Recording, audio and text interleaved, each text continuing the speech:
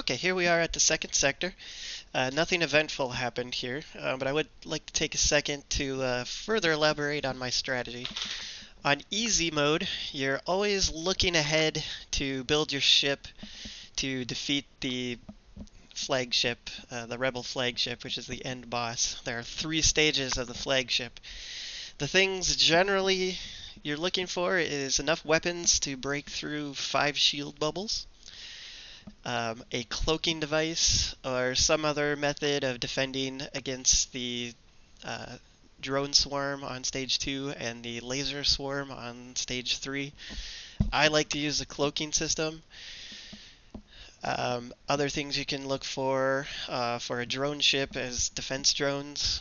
I'm not a big fan of drones, but they are a good strategy.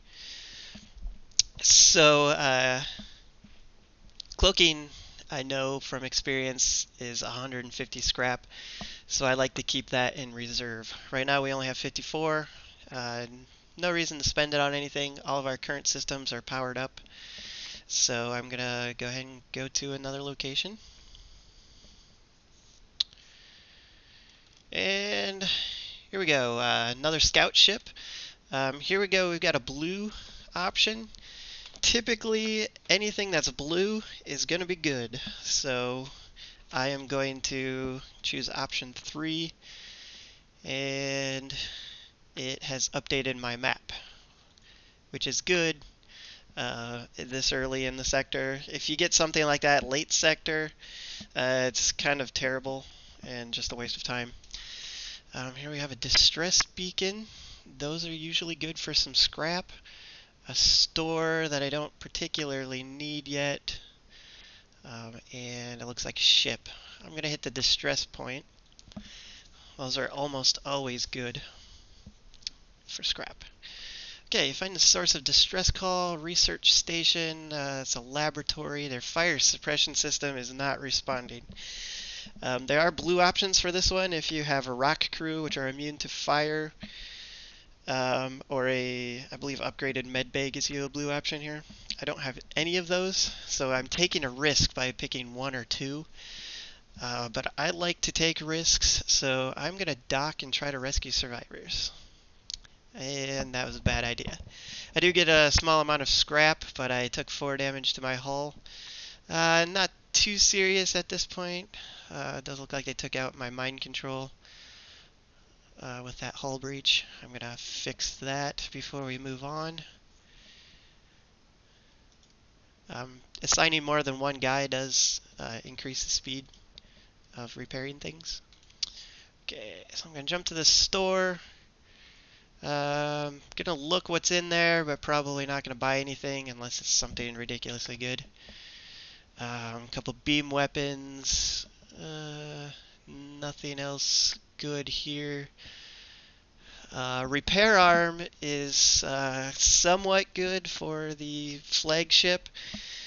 I don't think it's worth it. Everybody plays differently though. So, not going to buy anything there. Going to jump to this sector.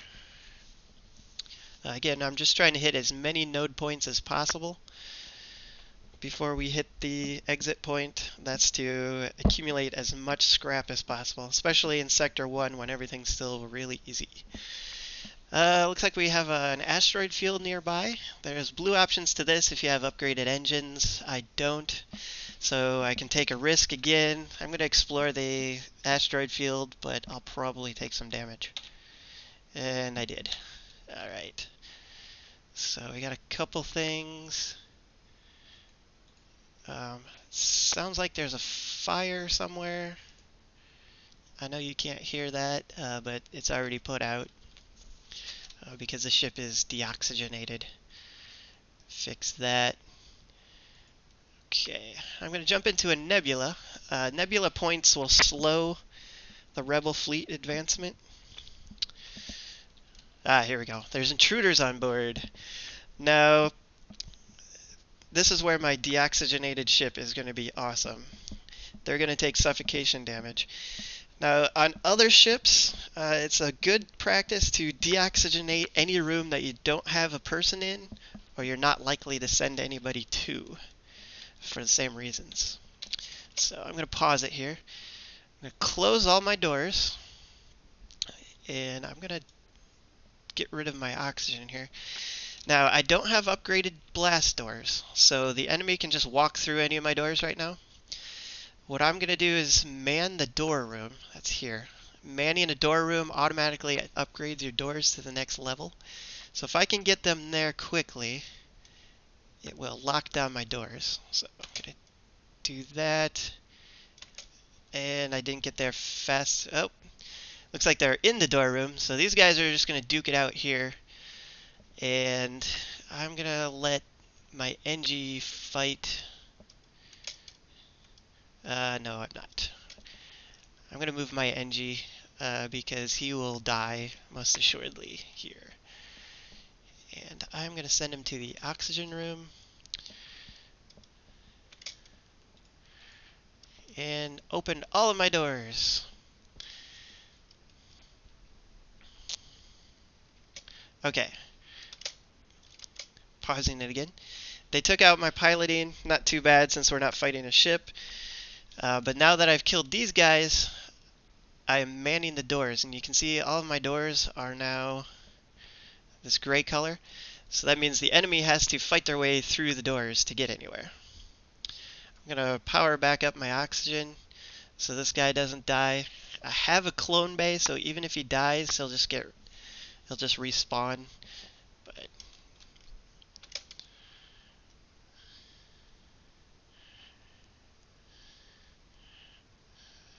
looks like they took out mind control. But now they're desperately trying to escape. Oh, too much oxygen. So I'm going to open these doors. That's going to deoxygenate these 3 rooms. And they died of asphyxiation. So now I can fix the things that they broke. Power my oxygen back up for my NG.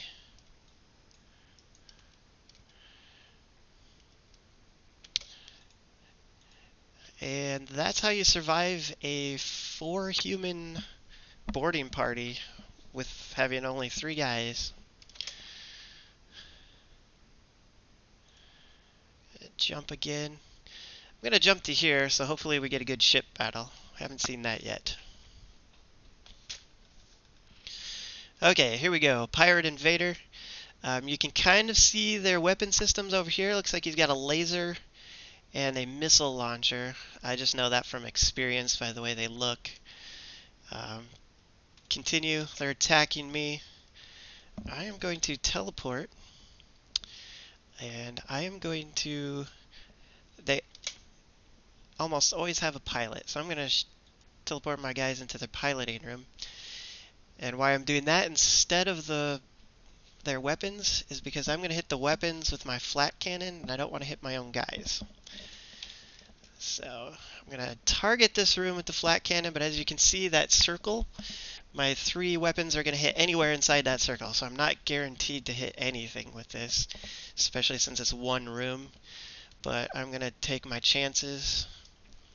He's already fired his missile. They penetrate shields. So I'm going to take damage from it, unless my 10% evade is good enough. Nope, took out my doors. Not a big deal, because I took out their laser weapon. I would have rather have taken out their missile launcher, but such is life. Okay, now my guys are over here. I can see their guys. I'm going to use my mind control, just to add a little extra mayhem. What that does is it basically takes over one of their crew members and makes them fight for me. Alright, my flak is charged back up. I'm going to shoot one more time at their weapons. If I'm lucky, I'll take them out completely. And I did. Okay. This guy's almost dead, but since I have a clone... Ooh, I don't have a clone bay because it's on fire. So I'm going to send my NG down there to repair that. If this guy is to die, which is kind of likely he will be dead forever. That is not good. So I am going to try to run away with this guy. Actually, as a matter of fact, my teleport pad is free. I'm just going to teleport back.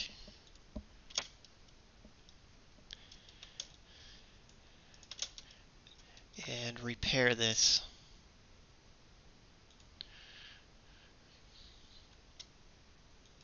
Send my NG back to the oxygen room.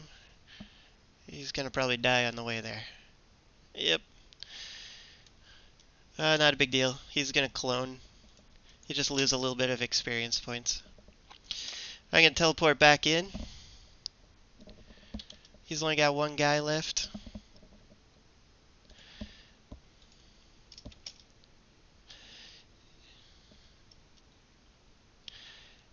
And the reason why I'm destroying their crew instead of destroying the ship, there's higher rewards for killing the crew and saving the ship.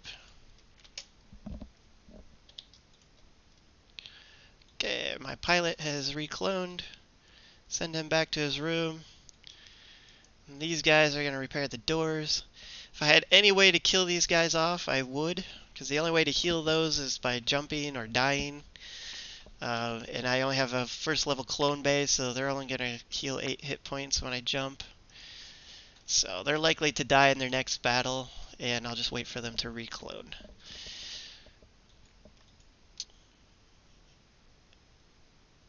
Okay, I can't see anywhere else that I think I can make it to before the enemy fleet gets to the exit point. So I will hit the exit. And nothing happens here. Oh, they do. A refugee ship. Hasn't detected me. I'm going to hail them.